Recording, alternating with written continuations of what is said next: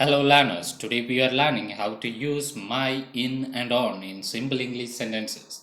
Look at the first picture. This is my head. Repeat. This is my head.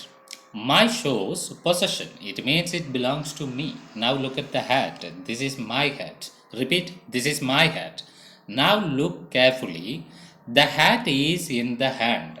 So we say my hat is in my hand.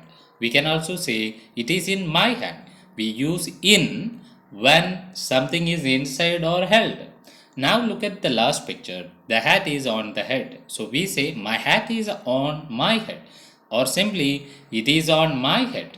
We use on when something is touching the surface. So remember my shows possession, in inside, on the top.